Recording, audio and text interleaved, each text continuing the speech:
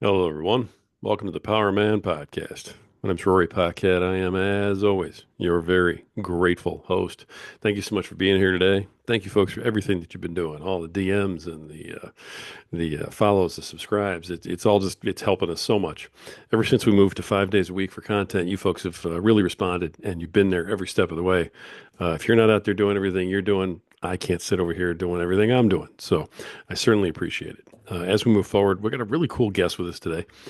He's got 6 or 7 different areas of expertise. And just in our pre interview, I think we covered like 9 different things that were just all fascinating. So I don't really know where this conversation's going today. It's going to be a really fun episode. But before I do that, of course, we got to pay a couple of bills. So let me take a sip of my preferred beverage from the IU cup. I got the cup back the way you guys wanted it. I know. Oh, that's good stuff. And you guys all know what we're drinking. That's right. It's Freedom Hill Coffee at Freedom Hill Coffee on Instagram.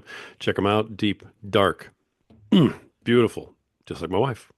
They do all the right things for all the right reasons. They promote veterans and they support veterans, and that's why we support them the way that we do. You guys all know how we feel about veterans here at the Power Man Podcast, and so does Freedom Hill Coffee. So, Freedom Hill Coffee at Freedom Hill Coffee on Instagram. Check them out. Tell them Power of Man sent you.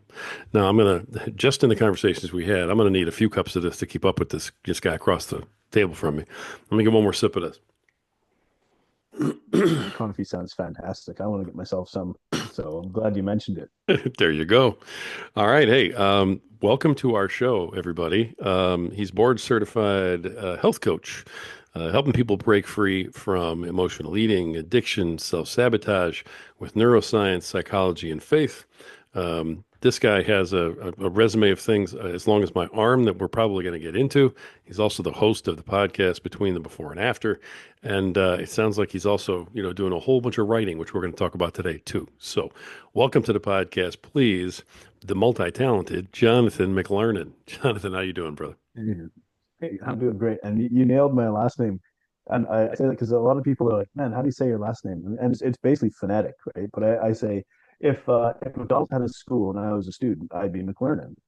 So I'd be that's the easy McLernon. way to remember it. Yeah, yeah. Nice. So Nice. Well, that's why we check things out in the pre-interview, just to make sure, because I hate butchering names. My name's been butchered so many times, it's not even funny.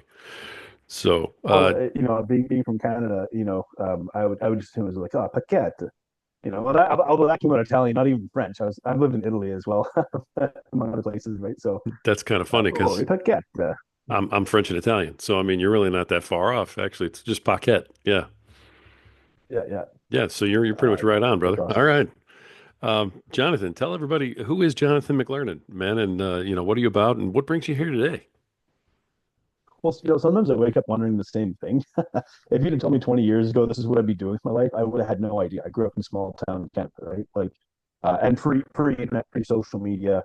I'm in my early 40s with 2 kids, and I love being a dad, love being a husband. Been with my wife for 20 years.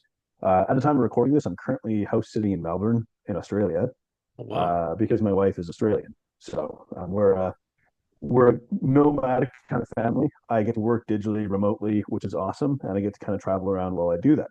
My work is I'm a health coach and an addictions counselor, and it sort of stems from my own personal journey. If you'd asked me in my 20s why I thought people were fat, I'd say it was because they're lazy, and didn't have discipline until I went through trauma, PTSD, binge eating, food addiction, and probably a decade of mental health struggles. Trying to figure myself out. How did I go from being healthy to 330 pounds? What was wrong with me? Why could I be smart and couldn't figure this stuff out? No matter how smart I was, I kept getting stuck.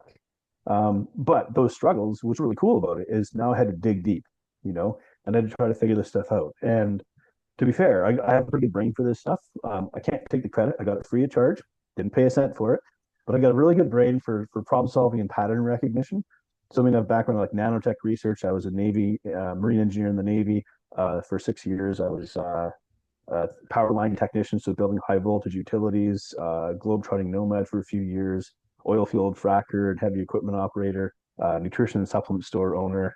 For yeah, people, could you like not figure out what you want to do when when you grow up, kind of thing? Like, yeah, kind of basically. What ends up happening with my brain is I get bored and I have to tackle something new. I need a new challenge, until I found coaching, and I was like, this is my thing. I love this. And it turns out I've actually kind of been doing it in some context most of my life without realizing it. So a lot of it comes to me kind of naturally. Um, Not to say I don't work on my skill, but but I had everything I went through basically had forged like where I'm at today. And I wouldn't be here today if I didn't like nearly die and go through a lot of like hard experiences. So I can sound jovial today. If you'd met me 10 years ago, you would have met a very like angry, depressed, frustrated, lost man. So To that end, I mean, you did have a couple of things in your bio that you sort of highlighted. Is it okay to go over those? right. Absolutely. Yeah. Yeah. You survived an attempted murder? Yeah, I did actually. I don't recommend it. What in the You world, know, brother? yeah, well, we were down in South Africa, but just my wife and I didn't have kids at the time, and we were working for an NGO teaching life skills to underprivileged youth, and so it was some really cool work that we were doing because South Africa has a very poor public education system. A lot of young people aren't prepared for the world, and basically that leaves them in a really rough spot if they couldn't afford to get into private school. And so this was helping to bridge that gap, helping them become more employable and teach them some of the skills that they didn't get through their public education system. But we were out in a nature reserve, and I'll keep it fairly brief. I don't mind the details, but just for the sake of what we might cover today. But basically, I was going back to my cabin at night. It was dark out. Everyone else was like in the dining hall, and there was four guys in my instructor's cabin. Well, actually, there's three. I didn't see the fourth guy. So when I opened the door, there's three guys sitting at the table in this cabin, eating rusks, which is like a South African biscotti, and drinking rooibos tea. And my first thought was, oh, I wonder if these are like the maintenance guys and they came to fix something and decided to have a snack. I didn't see the fourth guy who was outside the building. They must have studied our patterns because they were busy ransacking the place actually, and then paused for a cup of tea and some rusks, which is kind of wild.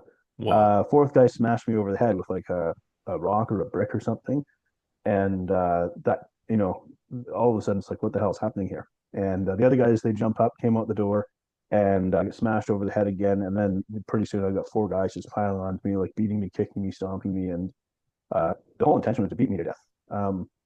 I know this because they did it to a guy the night before. Um, there's a whole bunch of like wild details that sort of highlight the problems that South Africa has, like the fact that these guys had actually already been on the nature reserve before. That day, there had been helicopters flying overhead, so I guess they were looking for these guys, but nobody thought to let us know that there's like a gang of guys who murdered a farmer the night before that might be hiding out on this nature reserve. Like all these breakdowns and failures. So Wow. you know, but some of the things that stand out to me was like it's dark, I'm alone, I'm thinking I can't die tonight, I'm screaming for help, nobody's hearing me. I got four guys beating on me, kind of thing. I'm concussed and bleeding and not sure what's kind of going on. But somehow I get the strength to fight my way to my feet. I think God intervened there. I don't know how else to explain it, right? I mean, I'm a pretty big guy, and these guys weren't necessarily that big, but they had the jump on me. They smashed me over the head a few times, and they're beating and stomping me. But I managed to break free and stumble. For whatever reason, they didn't chase me. They had knives and they didn't stab me. Like a few things that I lucked out on, I guess. I managed to get to the dining hall, like stumble my way into there, like bloodied and battered, and was like, I've been attacked. I don't know how many guys are out there. And then pandemonium kind of reigns, and before long, we're kind of barricaded in this building because they often travel in gangs, like 10 to 15.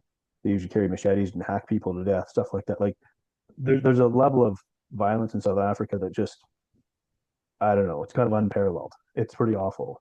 And it's a real shame because it's a gorgeous country. So much beauty down there.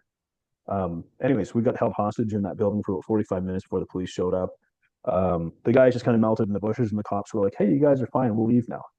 And thankfully, my wife was like, heck, you will. It's like you're the guys that have guns. We don't know how many guys are out there. My husband needs to get to the hospital. No, you guys aren't leaving until every one of us is on a bus and leaving here, kind of thing. They were just wildly incompetent. They found one of the knives. Cop just picks it up barehanded. Oh, there goes the fingerprints. You've now contaminated that piece of evidence. Thank you very much, kind of stuff. Um, it was just a terrible situation as a whole. I was concussed, bruised, but not broken ribs, thankfully. Like I came out of it better than I expected. I guess I have a thick skull or something. And I can't see it on the video or anything, but I have a cut like in my eye or a scar like there where they just missed my eye with one of their hits that would have blinded me. And so I was like, man, like I came out of that like very, very fortunate. And we were trapped in the building. Like I was just praying that they didn't have guns because it would be like shooting fish. Actually, shooting fish in a barrel is a terrible analogy because you won't actually hit the fish. But we know what I'm saying. It would be like shooting fish in a barrel. Um, and so it was. So I think what I took away from it, like aside from the trauma, the PTSD, and falling into binge eating and food addiction as a trauma coping mechanism, which I didn't consciously do. It just became a thing that I did without, and people wonder like, well, didn't you notice you were gaining weight? I was like, sort of, but not really. Like, how do you explain how you kind of dissociate from yourself and dissociate from reality and kind of function on autopilot for a period of time? Like, it's unless you've been through it, it's kind of hard to understand Yeah. because, and I didn't fully understand either. But by the time I like came to, we'd flown back from South Africa to Australia because we actually stayed on for about 4 more months in South Africa after that happened.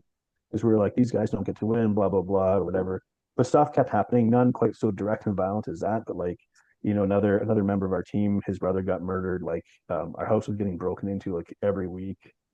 Even though it had like 6 foot brick walls with razor wire on top, bars in the doors and windows, doesn't matter.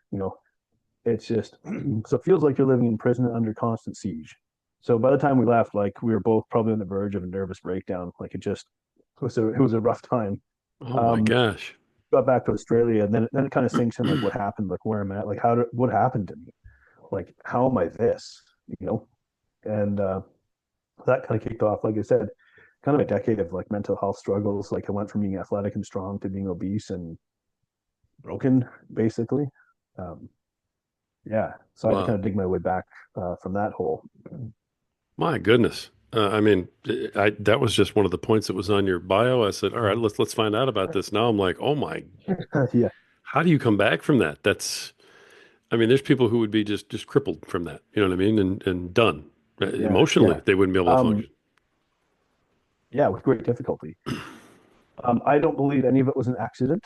I believe God, not necessarily like how much would I put this? God's not looking to make us suffer unnecessarily. God's not a sadist, right? Um, what I learned in that experience is that I was a cerebral Christian. I'm a smart guy. I can read the Bible. It makes sense to me. I have a strong scientific background, but I can still reconcile science and the Bible. I don't see a conflict there. And but I was a cerebral Christian, and that night I was like, if I die, my soul is going to be in hell. And maybe it wasn't true, but that was the overwhelming feeling I had. And I kind of got a little bit of a taste of hell. I was alone in the dark, screaming for help, and nobody was coming. They couldn't hear me because everyone else was in the dining hall, all having a great time eating dinner, shouting, laughing, talking, joking. They thought the monkeys were screeching, like, you Wow. know. Yeah. And so, but it was like I thought about that phrase. I think it's from Daniel 5. You've been weighed in the balances and found wanting. How about Belshazzar? Yeah. And it was like, you've given me your brain, but not your heart. And so that's what kind of revealed about me. I actually forgave those men. I never saw them again. The South African police tried to have me come back for a court case because they got 3 of the 4 guys because it was a murder case, and so they need and I'd obviously seen them and things like that, but I was just too mentally fragile at that point to like go back for that part of it. Um, but one of the things that I was just growing exhausted from was constant rage, just being angry all the time, and like flying off the handle. Not that I took it out on anybody. In fact, probably it was exhausting, like fighting it because it's not who I am. But and I didn't fully understand why I had all this rage in me. Why someone would just look sideways at me, and it would just I would want to get violent with them. Um, and it was so conflicted because I'm people who know me. I'm like a teddy bear. I'm an empath. I hug my kids. They make my heart melt. I'm like a marshmallow around them. Not I mean I discipline. I'm not. They're gonna I get get the raised by a idea. man. Don't worry. Yeah. But but like I'm a soft-hearted teddy bear at the end of it, right? So this guy walking around feeling angry, wanting to kill people legitimately. I was like something's wrong, but I didn't really know what it was, and so I felt so like tortured and conflicted that I had these thoughts of killing people when I'm really a non-violent person. Hmm. So I had to try to reconcile that, and so it came to me that I had to forgive these guys. And so, how do you do that? that's a that's a hard one. It wasn't just like, oh, I decided to forgive you guys and we're good. So I had to kind of go through this process of I started asking myself the question, what happened to these guys? So what happened to them that got them in a place in life where this is what they're doing? And it's not to excuse their behavior, but it's to try to find some degree of understanding. What were they born into? What were they raised? What were the circumstances? Were they raised in violence, poverty, crime, all that kind of stuff? And this is what it produced in them. And forgiveness wasn't about absolving them of what they did, but like setting myself free from the power that that experience and by extension they held over me. Because every time I thought about it, I felt disempowered, which then made me feel angry. And then I wanted to act on the anger to try to take my power back in another Right. situation, basically. So that was part of the reason why I was getting like had these thoughts of wanting, when I was still in South Africa, I was like wanting to set traps in the house so that I could basically catch people breaking in and then I could just beat them to death. And that sounds like a wild thing to hear those words come out of my mouth. I'm like, that's how broken I was, though. Yeah. And I now understand. I never did anything like that. I had a thought, but there's no way I could ever do that. Like I would just be broken if I even got to that place. But that's the thoughts that were going through my head. And what it was is I was trying to reconcile. They had taken something from me. They're four guys. They jumped me at night. They caught me off guard. Like it was everything about it was unjust. And so I was trying to reconcile some form of justice. Um, and instead, the answer was to forgive these guys, which is wild to me. Again, like what? How do you Yeah. do that? Right. But forgiveness meant that I didn't get angry every time I thought about it. I didn't want to get violent every time I thought about it. I was no longer trying to take back what was taken from me. Um, so that part of it, and what's even crazier is it was easier to forgive them than to forgive myself for who I had become. For this man that was now obese and struggling and fighting with himself and this inner turmoil and torment and things like that. So I really fell into a pattern of self-loathing because and like disgust. Like, who am I? I'm just this fat guy that like I even tried to convince my wife to leave me. Um, Thankfully she didn't, and now we have two beautiful kids, and we've been together for 20 years. But I was like, I don't. You just leave me. You didn't sign up for this. You didn't sign up to have a broken, fat, like husband who can't seem to function. I mean, I could function in day-to-day life, we work, I can earn a living, that kind of thing. But I mean, I was hollow on the inside, and I was just, and all the turmoil and like torment I felt on the inside was being reflected in our relationship. And so I was like, just leave. You don't have to stick. You don't have to stay here through this. Like, I wouldn't even blame you. That's how like little I thought of myself and respected myself in that time. Wow. And she didn't. You know, it's like she knew who I was. She knows who I am, and wouldn't give up on me, basically, which is crazy. It's amazing. It's a blessing. And then Our about eight wives know years us better than ago, we know ourselves sometimes, you know? So, yeah, it's like she still saw my heart, and she uh, didn't fully understand everything either. And in my shame, like I tried to keep a lot of this hidden, like all of this angst that I was feeling because I was trying to be this strong husband for her, and yet I was just like destroyed on the inside. yeah. And I remember one time like kneeling to pray and just being like, God, where are you? Like every time I shut my eyes, all I see is this infinite black void trying to swallow me up. Like, where are you? Like, what is happening? Why can't I feel you? you know? But I think about how, and actually just one minor detail that we probably don't have time to talk about today, but in this stretch, I got into business with a guy who I thought was a Christian brother, um, and ended up losing all of my life savings and the business, and getting basically taken advantage of horribly, and left with a mountain of debt. And I had to rebuild myself from that too. The betrayal from a man that I thought was my friend and brother in Christ. That was another one to come back from. So, I was going to say um, that's right here on the list too, that you were lost everything when you were betrayed by your closest friend. What in the world, dude? yeah, yeah.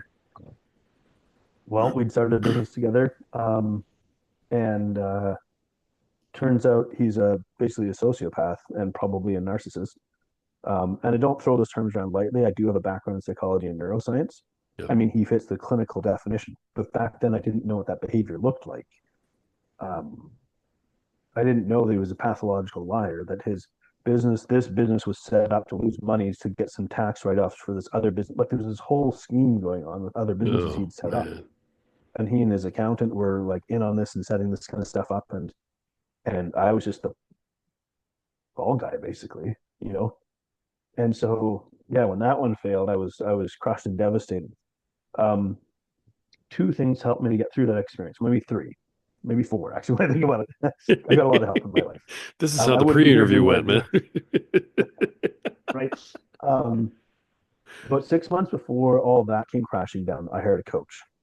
And this is after like 6 years of struggle. I'm hiring this guy because I want to lose weight and look good again.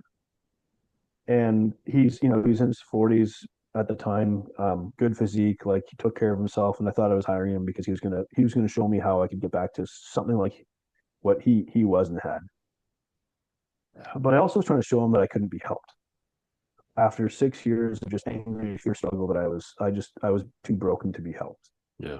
And instead, he met me with compassion, and at a level I'd never really experienced before. And it was very different to have it coming from a man who's like strong, masculine. He's a father, like he's everything I aspired to be. And yet he showed me that it doesn't have to look like, some tough guy at all. And he met me with compassion. And every time you know, I'd be like, I'm so like basically telling me how horrible I was and all the things I'd done wrong and things like that. He wasn't letting me off the hook. He wasn't saying, "Oh, well, you had a hard day, you might as well keep going," and doing that thing that's hurting you. But he gave me the space to struggle. He's like, "Okay, let's figure this out," you know. And he met me with compassion, and I realized that, like, for the first like 35 years of my life, I didn't really understand compassion, and probably just thought it was weakness, softness. Hmm. And so to be met by another man with compassion that allowed me to basically wrestle with my demons and not think I was a terrible person for the demons that I was wrestling with was absolutely life changing. And I wouldn't be here today, without that. And I don't even know if he's religious, to be honest, but he's a good man. That's what I can tell you. And that changed my life. And so I was actually about 6 months into working with this guy when the business collapsed and failed. So I was very fortunate that I had his support to kind of help me through it, because here was another monumental failure. I'd spent 3 years trying to build up this business. We were going to franchise this business. We were going to do all these things. I was going to build a revenue generating asset to help my family finally not finally enjoy some financial security. And instead, it all came crashing down. And My goodness. yeah, so I had to dig my way out of that. But you know what's interesting? I look at both what I went through in South Africa and what I went through in that business failure. And in different ways, both of those experiences brought me to the end of myself. And what I can say is this: I'm a really smart guy. And again, I can't take credit. I don't want people to think this is ego. I just know that I have a really good brain that I got for free. I know it works different. It works faster. It works. I was the annoying kid in class or trivia or Pictionary or whatever. Like my brain just runs at high speed. And I'm really good at calculations and fast stuff and science and all this kind of stuff. I'm glossy over. But the point being, all of that ability meant nothing. I went through these experiences. I was totally broken. It didn't matter. No matter how smart I am, no matter how capable I am in this area here, I was just showing them there's these huge voids in your life. Um, and I was just broken. And I had to go to God. Like, I don't even know what to do anymore. Like, who am I? Why did you give me these abilities and I can't even do anything with them? Like, how useless am I? Basically, you know. But being brought to the end of myself and then finding out like the God's provision didn't stop. And it's like, finally, I had to hand over my abilities to him and go, okay, I'll let you direct my life. Because clearly what I'm doing is not working, you know? Wow, man. I mean, so were you involved in your faith before all this happened, or was it all Oh, yeah. this that sort Yeah. of drove you back to it? Well, I mean, I was born into a Christian faith, and I would say like I made it my own when I was 14, but then I went to the teenagers and partied and drank and whatever and did things I probably shouldn't have done. But I Sure. was trying to figure out that world. um, and without going down this story, but anyways, I was about 21. I was dating this girl that was like 7 years older than me. This gorgeous Catholic Mexican girl, who had come to my university on language exchange. We got paired up in like a language exchange program, and but I remember I was with her, and I was just looking around the room at this party that we were at, and I was like, "This is it. Like, this is the best it's ever going to get."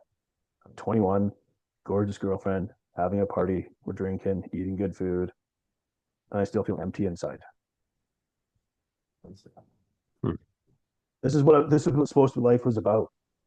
The pinnacle of like life and the pinnacle of youth, and I just felt empty inside, and I just couldn't escape it. Yeah. Um, so I broke up with her, and yeah, so that was So it turns out like I'm a really deeply feeling and deeply sensitive and kind of empathetic guy, and that yeah, I feel things in a depth that maybe not a lot of people do, but for most of my life I shut it down because I felt like it made me weak, and I was scared of it. I was scared of like these big heavy feelings that I would get. As a kid, I would get temper tantrums, and now that I look back, I'm like, oh, what was happening is I was absorbing, in a sense, like the energy. I was reading the energy in people around me and getting distressed by it. And eventually the emotions would build up to the point that it had to come out, but I didn't have words to express it. And so it would come out in like these screaming, pounding temper tantrums. But I'm just like physically trying to discharge that tortured energy out of my body. And it sounds weird when I describe it like that. I'm not like clairvoyant or psychic or things like that. I don't mean that. But it's this brain that I have that like recognizes patterns and can feed off and feel people's energy, like where they're at. Like I'm just very sensitive to people, which is probably why I'm pretty good at what I do now. Is because I joke that my coaching superpower is X-ray vision. I can kind of read people. Um, Again, not in a clairvoyant psychic way. I'm not tapping into the spirit world or anything like that. I don't mean that. I just mean I can't fully explain it, but I just get a read on people. I can feel them, I can sense them, or something like that. But for most of my life, it would just bring up these big emotions, and I was scared of it, and I would run away from it, and I would push it down, and I would hide from it, and I didn't want anything to do with it. And so I went through these extremely difficult experiences in my life that brought me to the end of myself and just feeling totally broken and lost and hopeless and helpless. And that's when God started to pick me up. It's like it's like I could have shown this earlier, but you had to fight you fought this as hard as you could, everything you had until finally you had nothing left. Wow. And then finally you said, okay, I give up. He had a hard time getting your attention. Yeah. Right. Because I could coast on my intellect. That's why God showed me I was a cerebral Christian, that I could somehow coast on my intellect. Yeah. And he showed me how useless that was. I mean, it's not useless, but like steered by myself, not really using the gifts he's given me, it's not that helpful because what is my intellect compared to God? Right? Like a Right. drop in the bucket, a drop in the ocean. I don't even know. You know? Absolutely. Yeah. Wow, man. Yeah. I mean, okay, so this is you go through these things. These were like asides on your bio, and Fine. it's like, whoa, it just blown away with what you've had to deal with. Uh, And I mean, so how do you take all this and then and end up losing 100 pounds? First of all, I mean, because that's another thing is you lost 100 right. pounds, kept it off. I mean, With great difficulty. wow. And I just Okay. say that like I wish because here's the answer people would love to have. Oh, so I took up keto and lost 100 pounds, or I started eating Mediterranean diet and lifting weights and lost 100 pounds. It's like, yeah, if only it was that easy, right? Like, Right. Yeah. We'd all do yeah, it. yeah. No, I had to fix my inside, you know, because all the knowledge in the world, all the best technical training plan, the most like, technically profound like meal plan that's perfect in macros and micros and vitamins and minerals and all that kind of thing. It didn't matter because the facts weren't the problem. The information wasn't the problem. Information was my relationship to myself, my body, food, and maybe by extension, God. And so until I could fix that, I couldn't fix why I was doing what I was doing. I couldn't fix my binge eating. I couldn't fix my food addiction. You know, one of my many thorns in the flesh is that I have a brain that's wired for addiction as well. So one of the downsides of my brain is that like I'm wired for addiction. Um, so I have to be really careful about like what I consume. And maybe that's why I sort of had this subconscious awareness of it, which is why even in my trauma, I didn't turn to drugs or alcohol because I had this sense of like this could go really sideways. Instead, it was like, uh, you know, binge watching, binge scrolling, whatever, and binge eating. So I was giving my brain what it was looking for in other ways without drugs or alcohol. So the downside to some of my brain is I have this tendency towards addiction-like behaviors. I'll say. Um, Okay. What makes you say that? I'm so curious. to I mean, is that based on history yeah, or upbringing or something? Or oh yeah, what makes you sit there and say, oh hey, history. I have a tendency towards addiction? Oh well, if I start playing a video game, I will compulsively play it until I win. I on one like 17-hour flight, I played Super Mario Brothers, the original version of it, like a flight between Canada and Australia for like 17 hours straight because I was trying to beat the stupid game. So my wife was like, "Do you want to sleep?" And I was like, angrily, "No." So I can get sucked into these things where there's just like this intense, overwhelming urge to like basically consume, in a broad sense, whatever happens to be. And it's like these compulsions can come over me and kind of overwhelm me, and I will do something. It's like I almost black out, like I just mentally dissociate from what I'm about to do, so I can just do the thing that I need to do. Um, but now, like, what do I think? So you think, how do you lose 100 pounds? Like, well, I had to confront this demon, right? I had to come to terms with the fact that, like, here's a thorn in my flesh, and I felt so ashamed about it. Like, here I am again. I'm a really smart guy, and yet this is what I do. Like, but I again had to come to terms with the fact that, like, I had to bring this to God too, because God already knows it. But like, I was so ashamed. I'm like Adam with the fig leaf. I'm like, can you hide my junk fig leaves, please? Because I don't want God to see this. You know. What? And so Okay. I had to bring it to God and go, like, why'd you make me like this? And it's like, oh, you need some help? Yeah, I do. Turns out, the conversation didn't quite go like that, but something like that. And so, I feel like, I get given these gifts, but these gifts come with side effects. Okay. Um, and they keep you immensely humbled. But so I had to deal with this part of it, like this tendency towards these patterns of behavior.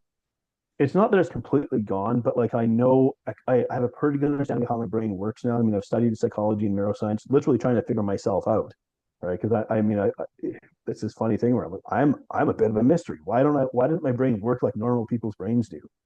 Like, yeah, why does my brain work the way it does, basically?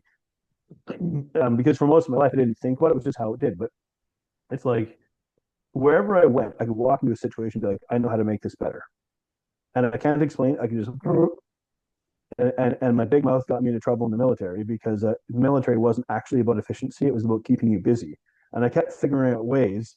The task was supposed to take 2 hours. I figured out how to do it in 30 minutes. And then I'd just be chilling. And they're like, no, no, no, this isn't how this works. You need to, yeah, go back there and redo it 3 times over then, if you're going to do it for 30 minutes, kind of thing. Right. And so I couldn't eventually, like, that structure was just, I was chafing under it, and I was like, forget this, you guys, I'm out of here. Like, I can't do this anymore.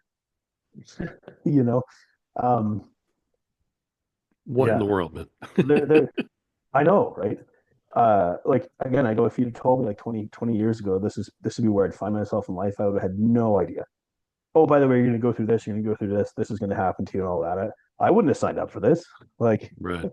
like, yeah, Okay. So you go through but this stuff. You lose the 100 pounds. You're leaning on your faith to try and get some things right on the inside. Right. That's yeah. that's where Well, we are. and honestly, it kind of got me to what I'm doing today. So I do some pretty cool stuff with people. I see some pretty difficult cases, and we're able to accomplish some pretty good things. Like, I can't really talk about specific cases because I work with very sensitive Sure. stuff, Yeah. basically, is what I can Sure. say. But I can I can work with people who are going through incredibly difficult things, have incredibly difficult struggles, and help them overcome them. And it's not to give myself credit, because again, I have these gifts that God gave me, but um, part of it is not just about technical or like intellectual knowledge, it's about lived experience. So it's like, I had to go through trauma, I had to go through PTSD, I had to go through some forms of addiction, I had to go through losing everything and trying to rebuild from the ground up, and hit rock bottom multiple times, so that when somebody comes to me and they're in that place, I can't just I'm not just giving them a platitude of like, oh, hey bro, I get it. It's at a deeper, like, soul level. I'm like, I know your pain because I've literally lived it. Hmm. What I went through. Nope. I lost you for a minute. You back? And Oh, I okay. was basically just saying I couldn't do what I do now had I not been through what I've been through. Just give them a platitude and say, "Oh, I get it. It's at a different times, but like, people will get on a call with me and just pour their hearts out. And, but there's something about it. There's somehow this connection that happens. But I couldn't do this if I hadn't been through all this stuff. And so, how would I put it? So God gives everyone some kind of gift that God's given us. So God gives us gift.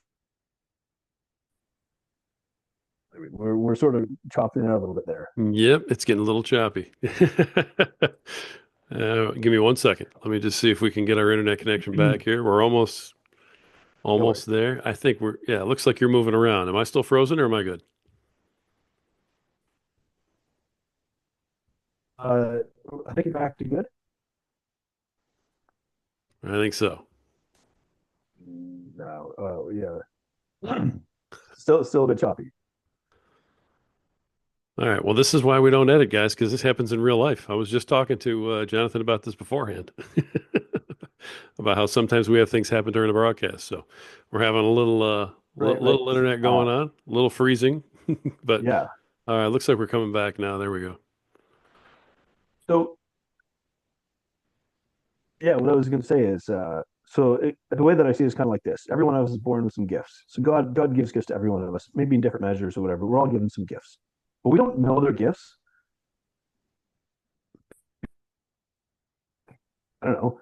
I got straight A's in school without trying, and I didn't think it was abnormal. I was like, oh, doesn't everybody?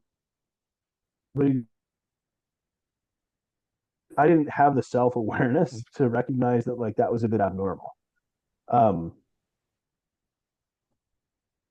Maybe in my teen years, a little bit later, I start getting a little cocky because I'm starting to become aware that oh, like I'm actually pretty good at this stuff and get a bit cocky and things like that.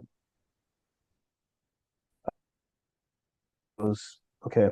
When the time's right, we're going to take them through this here to help help them see things a bit differently, quite a bit differently. So we get given our gifts. We might get lifted up in our gifts, and God takes us through experiences that brought to rock bottom before I just finally turned my gifts over to him and said, okay, you've had to bring. I really left to my own devices. I just end up in the black hole, basically. As blunt as that's now.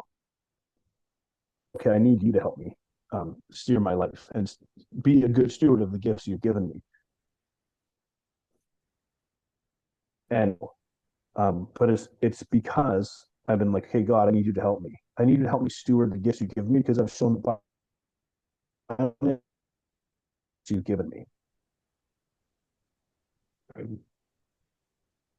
Hmm.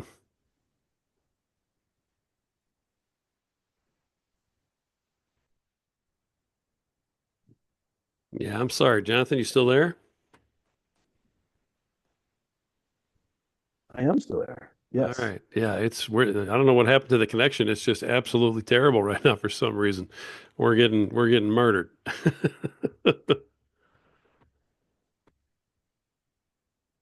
Getting martyred by connection. Yeah. Um, let me. Here's on, will you? Turn it on. Oh. All right, we're going to take one more second, see if we can get it back, because I don't want to lose the whole interview with you. Let's see if we can just get it back a little bit. Okay. I don't know what the last thing you heard was.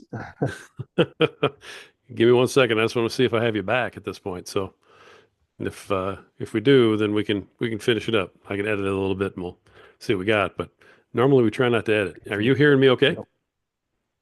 I'm hearing you just fine right now. Okay, excellent. I think we might actually be back. So um, yeah, you've been cutting out for about the last 5 minutes, brother. I apologize. That's all good.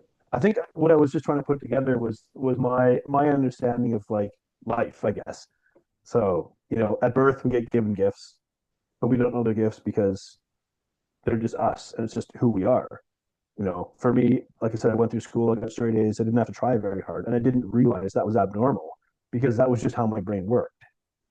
Um, then, going into my later teen years, 16 onwards, kind of getting a little bit cocky and whatever, um, getting lifted up. And then we go through these experiences in life where God humbles us and makes us realize the limitations of our gifts and where our gifts take us, or where we take ourselves with our gifts, left to our own devices. And in my case, I had to be brought to the end myself multiple times in different arenas to fully be humbled and brought to the place where um, I realize that no matter how gifted I am, it's essentially meaningless without God. Then I turn them over to God and say, okay, fine. You've shown to me like what I am left to my own devices. I need your help to help me be a good steward of the gifts you've given me. And it's kind of led me into what I'm doing today that I probably wouldn't have chosen, but it's what I'm doing now, and doing some really cool things. It's kind of exciting, but it's like I don't get to really take the credit, other than just trying to be now a good steward of what God's given me. Hmm. Interesting. Okay, brother. I mean, that's so this is the stuff that you're working on today.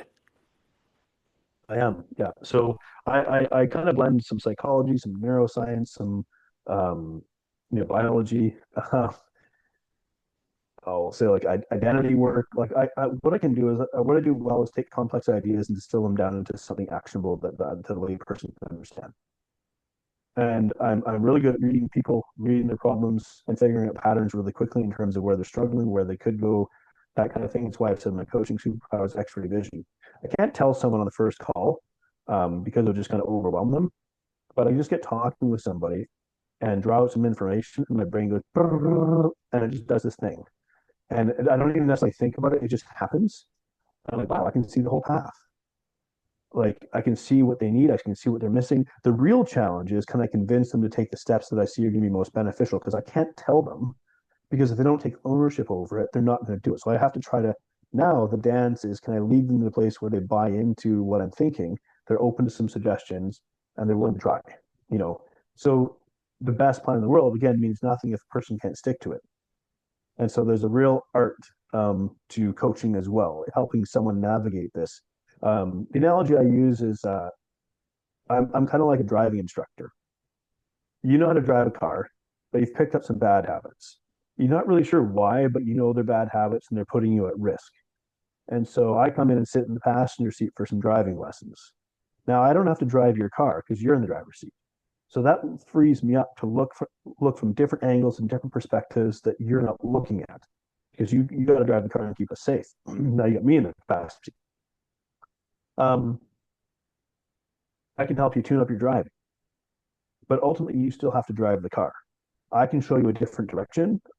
I can show you, hey, here's an easier way to get where you're trying to get to. Here's how you avoid the construction, the detours, all that kind of stuff. If we do it this way, I can help you save time and energy by applying it differently. And but eventually, I'm going to hop out. And you're going to have to drive your car again. So what I'm trying to do is equip you. I'm going to try and show you something different, get you equipped, because I say that I don't want repeat business. I want referral business. I want to do so good working with you that you want to tell other people about what we accomplished working together. You know, and again, it's not to be like I'm the greatest, put me on a pedestal. It's just that I'm really good at what I do, and I'm good at what I do because God gave me these gifts. And what good am I? It's also probably why I've had like 10 different professions, because I would get into it and then I would just feel like I was going nuts and I was going to yank my ears off if I had to stay in it for any longer. So then I have to try something else. Because all along it was like I was being steered into like this path, like this is where you belong. And I've really found my home in this. It's like I'm really, I guess for lack of better, I'm blessed. And I don't like using that word because I don't mean to pick on religious people, but like, hashtag blessed or whatever. But I mean, I actually, the thing that I'm really good at and the thing that I love, I actually get to do that and make a living doing it. Yeah. It's like, could I ask for anything more? I got a wife who's been with me like through thick and thin, who could have left me through all of my distress and trauma and what everything else and didn't. And now I've got two beautiful boys. I get to be a dad. Like, what? Like, Yeah. pinch me, you know? That's awesome, man. I mean, being It's able not to be appreciative and grateful like that. You know what I mean? yeah, and it's not the life without its struggles. Of course it is. Both of us have ailing parents that we're trying to, we're trying to live kind of in two countries between Australia and Canada because we're trying to get time with both sets of grandparents while they have health struggles and things like that, like to make sure kids get to know their grandparents. Like it's not easy. Um, but I wouldn't trade it, you know, because Yeah. I don't want people to think that somehow an easy street and I'm like cruise control here. It's like, no, no, no, life still remains pretty challenging. Um, but I'm in a good place and I have many things to be grateful for. And all the different things I've been through, like every one of those experiences, and they could have led me down a different like road. I could have ended up just like a dead addict or something if it wasn't for God, Yeah. right? Right. And it seems like a wild thing to say, but I mean, it's absolutely true because even through those years of struggle, like I didn't feel like I was anything of a Christian, but I kind of kept still showing up to my faith and my fellowship and things like that, and just sort of maintained some sort of connection, even though I just felt like a total fraud. Like I'm totally empty and struggling on the inside, but I'm showing up and saying some good things, or here or there I can quote a verse and say something nice about it. Um, but like God wasn't done, and now I just look back and I just marvel because I'm like I can see the hand of God in all this stuff, and like duh, like of course because God actually cares. He has an interest. He has an interest in each one of us personally, which is again mind-boggling to think about. Right. But I'm like all these different experiences, he was actually trying to shepherd me. And I wouldn't have asked for them. I wouldn't have picked them, but now I would not take them out of my life because I couldn't be where I'm at doing what I'm doing if I hadn't gone through what I went through. And maybe that's a message for somebody. If you're in the I don't know, if you're in the miry clay. I was going to say something else, but I think this is PG. I don't know. Um, You can say you whatever you know, want to say. Yeah, it's fine. This is Power Man. right. If you're in the poop, I'll just say that. And life, there could be little ears outside my door too. I got to remember that too. Yeah. And you're struggling and you're like, you're in the depths of it. There's not an easy way out of it, but it's like God can shape something in that. You know, it sounds easy to talk about it. Like, we read a few verses in the Bible and forget those verses could span like multiple years. We talk about this in 45 minutes or 60 minutes or whatever. We're talking about like a decade of struggle in my life. Like there just isn't time to go through all the details of it. And we don't need to for the take home stuff. But it's like we want to ask God to like end the struggle. And I think that's the wrong question or the wrong request. It's with your help, let me get through this struggle and refine me in it. Like refine my gifts, Hmm. you know? Interesting. Yeah, I like the viewpoint. I really do. That's, I think too many people come to God and Jesus in the first place because they figure it's the easy button, and it's like, well, if I just do this and I'll just hit my easy button and Jesus is going to pick me up and take me right over that obstacle and we're all good. And when they realize that's not it, then they get very disenchanted very quickly. Take up your cross. When Jesus took up his cross, what state was he in by that point? And thankfully we don't have to go to that extent Yeah. because he did. Just very quickly, I know we're probably short on time, but I'll just say like I wrote about the crucifixion in great detail on my Substack, and it really like it brought me to tears while I was writing it because I'd never looked at it in the depth that I did, and something about writing it, like I was having to walk in my mind through this and visualize it and really understand what was happening. Here's what blows my mind. Now, I don't know about your audience. I'm non-Trinitarian. I fall into this very obscure camp of people called proparchian Christians, I guess is the term they use. I don't like to slap a label on my theology, and I'm not going to sling Bibles or fight with people. If you love Jesus and I love Jesus, we're good.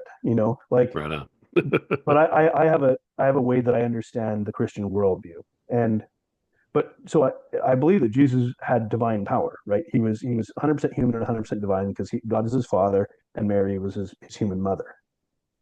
So here's a man who, and he told his disciples, he said, "Do you not know that I could call down 12 legions of angels right now, like that? I could bring down all the power of heaven on these men, absolutely crush them, destroy them, torture them. I could make them fear for their lives and then destroy them. I could bring all of this power down." And instead, he submitted, and he submitted that power and said, "I won't use it." And he submitted himself to be brutally tortured. Wow. That's power, right? Yeah. Now this is the stuff that you're putting together. This is what you're writing through the Yeah, Substack. yeah, yeah. Right. Now what's the end goal for when you're done writing this, through that? Is it being released? Is it, Well, what's the your Easter purpose? series is released. So I wanted to write a 7-part series on the last week of Jesus' life. Okay. And maybe I'll just give you a tiny backstory because, again, for time's sake, this is maybe another episode. I mean, at this My point, my brother, faith go journey, for it. Right. Well, my faith group went through a huge crisis, right? A huge crisis of abuse, scandals coming out, like pastoral or ministerial abuse, sexual abuse, child sexual abuse, these kinds of things. I'm a dad with two kids, and Yeah. if you want to bring any kind of protective instinct, tell me about child predators. If there's one thing that would bring me pretty close to murder, it would be someone hurting my children. You know, I'm not saying I would do that, but that's what it would drive me. So when this really started to come to light, I had to start writing about writing is how I process. It's how I work through like the internal turmoil, the big feelings that I have. All those tantrums I had as a kid, I still get those big heavy feelings, and the way that I get it out is to write or to speak about it. And so I wrote it first. So as a background, I wrote a 6-part series on the absolute failure of our church, basically. How men became lifted up, they loved their place more, and they loved the institution, and they protected the institution, and they protected their place instead of protecting the children. You know, and it's and they're basically Pharisees. And I would have never thought in my life that I would stand up to like senior religious leadership who had, in a very small, fringe denomination, to be fair, but within that they still wielded a lot of power, and then I would be standing up to them and calling them Pharisees and rebuking them for not having the repentance like David had, after his sin with Bathsheba was made known to him, by Nathan the prophet. There was no sackcloth and ashes. Instead, they're covering their butts, right? So I wrote about that. Well, what does that do? Well, that's this huge crisis of faith. Like, hey, the thing that I've kind of known for my whole life is crumbling. And the illusion that I had about what this institution is or was is crumbling because I'm seeing the truth of it now. And so then I went, I need to start going back and restudying some of the most important things in my life. So I wrote an article called, uh, shoot, I forget the title, but anyways, The Humanity of Jesus, something like that. And what I was trying to wrestle with is who is and was Jesus? Because we have what we were taught, Trinitarians, which is not like 90+% of the Christian world, I think, how they understand it. And so I had to wrestle with this 100% divine, 100% human. What does this mean? And then I decided I wanted to walk through the last week of Jesus' life, and release each article sort of along that week, Easter week, basically. So from the triumphal entry, to the Last Supper, to the trial, to the crucifixion, which was the most heart-wrenching and brutal article to write, to the time between his crucifixion and his resurrection, what was happening, to then the resurrection. And there's still one more piece I'm going to write, but I haven't got there yet. Um, I finished off with Mary Magdalene, which I think is the most beautiful gospel story. She was the first one to see and understand the resurrected Jesus. Like others knew that he's not here, but she was the first one that he revealed himself to. Like how beautiful is that? That's unadulterated gospel, right? Um, so it's this whole crisis of faith has led me to this place where I need to go back and study the most important week in human history and write about it and try to understand it in more depth. So we know it's really kind of strange is like how this I'm like, oh, here's this pattern playing out again. So I was shattered over here, in terms of like what happened with, I was revealed that I was a cerebral Christian. Then I was shattered in business to show that no matter how smart you are, you can't, your money means nothing. And now the illusion I had about the faith group that I'm still connected to, but was shattered. And now I have to rebuild that. And I'm like, man, when do you get a break? I don't know. When life is done. Um, and so that's the stuff that I wrote most recently was about the last week of Jesus' life. Um, I don't know when this episode is going to get released, but the next thing I'm working on, and I've released the first couple of articles here, is about AI, because I learned that like our senior ministry was using AI to study Zoom transcripts from like I'll call them dissenter groups within my fellowship who were like basically just what do we do about this abuse crisis, and they weren't studying to learn and figure out how to be humble and figure out how to be better. They were studying to figure out how to like try to take down their arguments and protect their place. So there was like a little shift that happened in me, and I was like, oh, like whether I like it or not, something has shifted here because when supposedly spirit-led ministers are turning to a software program for discernment, that's a problem. And so now I have to learn about AI, right? Like because we all it like falls into this mysterious black box, right? So Right. like, well, now I've got to figure this thing out. Like, what are and is this thing going to turn me into said like a far left radical um, atheist kind of thing. And I'm glad that I can report back that no, but there's still some really worrying things about it. But because the AI will never be sentient, AI will never have a soul. That's not what it is. It is a mimicker. So you know what's actually wild to think about is it's not that it's ever going to be sentient. This sounds like a bold thing to say, but it is so good at mimicking what it sounds like to be human. It's counterfeit. Now it does some things very well. It's like, when we get the TI-86 calculator, any generation, remember that one? The old graphing calculator. Um, if you're old, you'll get that reference maybe. I remember You that one. know, Yeah. right, right. Maybe that's kind of what AI is in one sense. It's in its ability to punch information, right? But really what it is this monstrous computing power that has a predictive algorithm. By studying literally billions of pages of written language, it goes, what would the next logical word in this sentence be? Mhm. It can produce language that has emotion and cadence and like feeling and depth, but it's imitating, it's mimicry. And it's like having a million brains that work like that. Like there's more power behind, like more computing power being used. Like you could power an entire city with the amount of energy that goes into running these AI programs. That's how energy hungry they are. Want to talk climate crisis? Like, talk about what AI is doing. That's how much power it needs, but that's what then it can do, right? So, but what it's doing is, so where I'm going with this though is it's a deceiver in one sense, or it's not even, it doesn't even have feelings. There's no soul, there's no devil, there's nothing. It's not trying to deceive you. It's a program, but you will be deceived if you don't know how this works, that it's a mimicker. And I'm like, man, that's where I see some correlation between that and the devil. The devil's a counterfeit. He's not a red horn pitchfork kind of guy running around running hell. No, hell's where he's going. He's not there yet. It's where he's headed. But he's an angel of light, masquerades as an angel of light. Like it's a Mm. mimicker, a deceiver. And like AI has actually some practical merit in the real world, we'll say. When you can study a million MRIs and figure out patterns in brain scans, no human team could do that in the amount of time that AI can do that. That's pretty amazing. On the other hand, when you can produce videos that look human and look real, that can deceive people, that's a problem, right? But AI is not the problem. Problem is the people programming it and the people using it and what they use it for.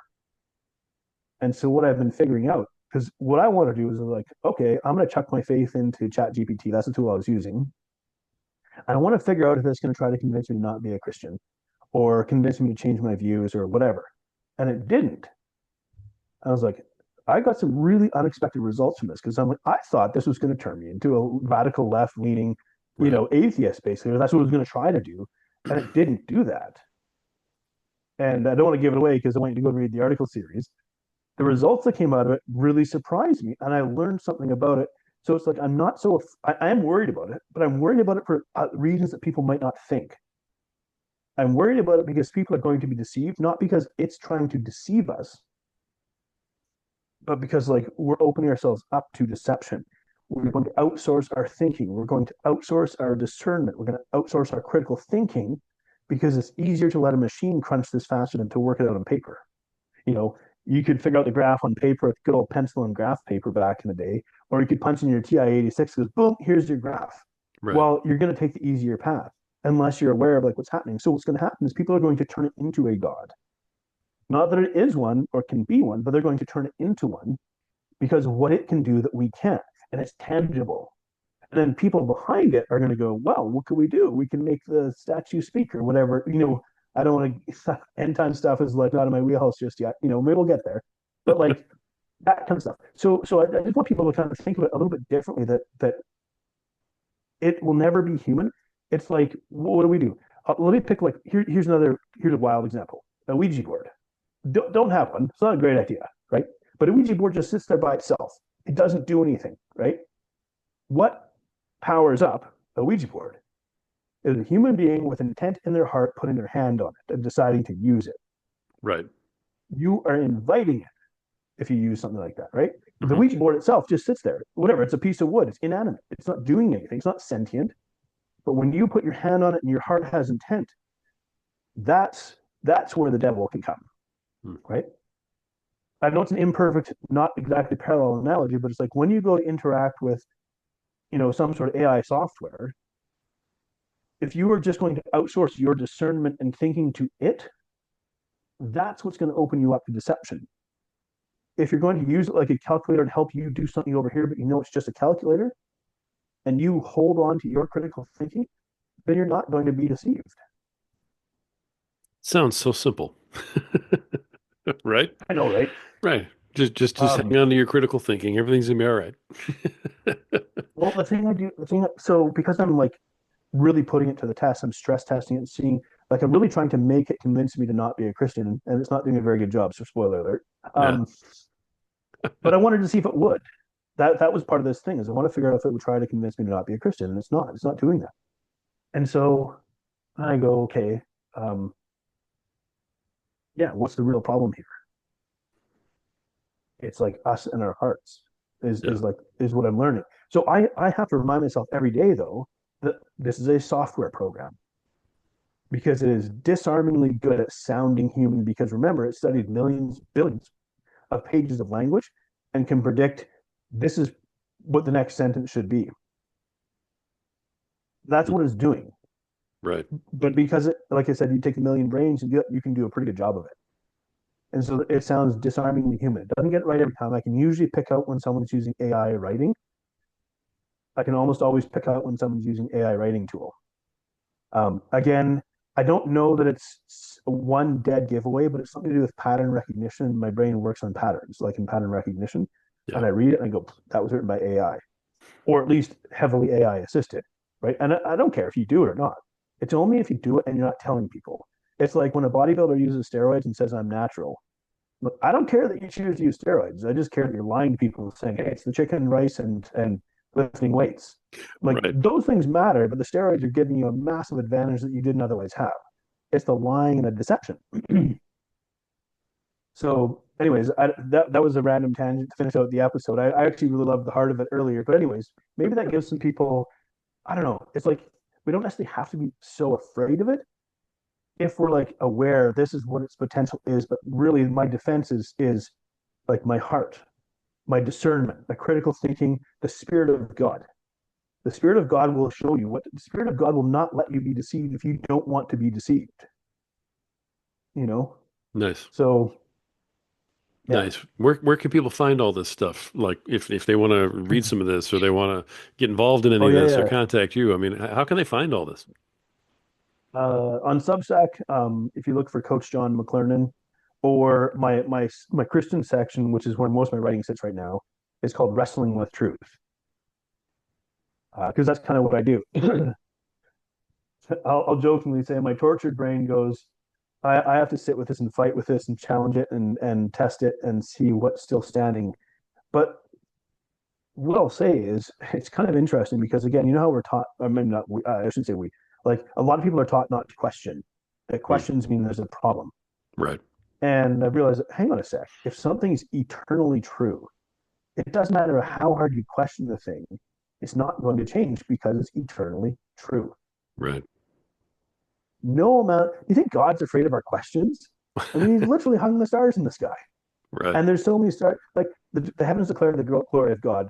I mean, I think the universe is so infinite. Like, we literally have, almost like trillions and trillions of galaxies that hold trillions and trillions of stars. They're only there to show us the infinite nature of God. That's what I think. Yeah. Well, I love this, He's man. I not afraid really of our do. questions. I'm telling you, if you have unleashed so much today, and I knew this from the get-go when we were in the pre-interview together. I was like, man, this guy has so much going on, and so we literally just said, you know what? Let's just see what comes out. Let's go for it. So I appreciate you taking the Oh, experimental run with me, down the runway here, man, and just letting it yeah. all hang out. I mean, I think you dropped a lot of bombs for people to maybe consider and they can go find you on Yeah, yeah. Substack and look into the Christian stuff at Wrestling the Truth.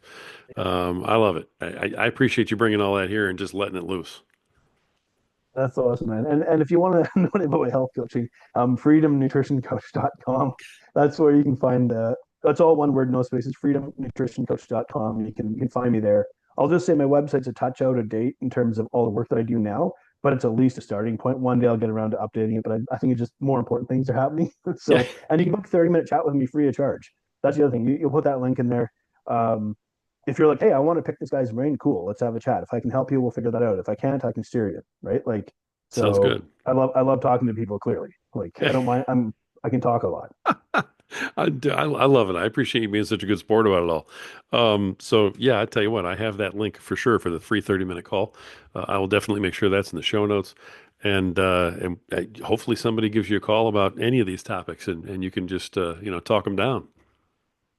That'd be awesome. Well, it really genuinely has been a pleasure. I love that you have this space and you can stick with my sort of chaotic storyline here. Oh, loved it. I Loved appreciate it. that. Your heart's definitely in the right place on all of it, man. And I just love that. So, I hate to pigeonhole people and say, hey, we were only supposed to talk about health today. You know what, brother? If that's not what's in your heart, then let's ride. Let's saddle up and go for a ride. Why Yeah, not? So I think my audience knows at this point that I'm willing to, jump off the cliff once in a while. that's So, awesome. been with me a long time, but all right. So, hey, health coach, uh, author, Substack, Christian authority, AI investigator. I love every ounce of this, brother. You know, Jonathan McLernon. Jonathan, thank you for joining us today for just a blast. I had so much fun, man. I really did. Yeah, awesome. It's been a pleasure. Thank you, man. Folks, this has been another episode of The Power Man, and there's so many different things we could take out of this episode today, and the one that I just want to pull out is you have to take care of the stuff that's on the inside first. And you can question everything in the world, and that's great. But when you're trying to help yourself, you got to look inside first and take care of what's in there before you worry about what's on the outside. And I think that Jonathan said that beautifully. I think that there's a lot of different ways to do it. If you want help with that, use his free 30-minute call. Call this guy, talk to him about it, and let him kind of walk you through how this works. But the reason that's important is because you have value. You matter, and you're worth it. And at some point, you just have to believe it. Until next time.